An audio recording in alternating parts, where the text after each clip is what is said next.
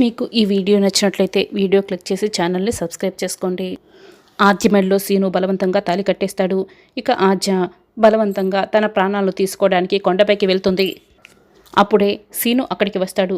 ఆద్య చేతికి కర్ర ఇచ్చి, నీకు నా పైన కొర్ర ఉంటే కొట్ట ఆద్య, తిట్ట ఆద్య అని చెప్తూ ఉంటాడు. ఆద్య సీనుని బాగా కొట్టేస్తుంది. ఇక సీనుకి కాలు చేయి విరిగిపోతుంది. సీను కట్లు కట్టుకొని ఇంటికి వస్తాడు. ఇక ఆద్య సీను బలవంతంగా తాళి కట్టిన విషయం గుర్తు చేసుకొని చాలా బాధగా ఇంటికి వస్తుంది. అప్పుడే ఇంట్లో సీను జానకి ఇద్దరు కూడా మాట్లాడుకుంటూ ఉంటారు. అప్పుడే ఆద్య అడుగు లోపల పెడుతుంది. లోపలికి వస్తున్న ఆద్యను చూసి సీను చాలా భయపడుతూ, అమ్మో ఆద్య వచ్చింది అత్తయ్య, నాకు చాలా భయమేస్తుంది అత్తయ్య అని సీను జానకి వెనుక దాక్కుంటాడు. ఆద్య అయితే చాలా కోపంగా సీను వైపు చూస్తూ ఉంటుంది. సీను భయంతో వణికిపోతాడు.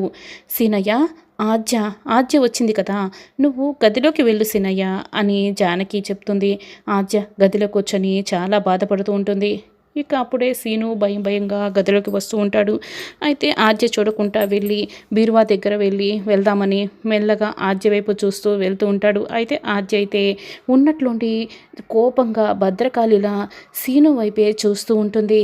సీను అయితే భయంతో వణికిపోతూ ఉంటాడు, భయపడిపోతూ ఉంటాడు. ఆద్య కోపంగా చూస్తుంటుంది. అమ్మో, ఆద్య కోపంగా చూస్తుంది అమ్మో అని సీను భయపడిపోతూ బయటికి పరిగెడుతూ ఉంటాడు. వెంటనే గది డోర్ని కూడా మూసేస్తాడు. సీను భయపడడం అంతా కూడా ఇంకా కామెడీగా చూపిస్తుంటారు.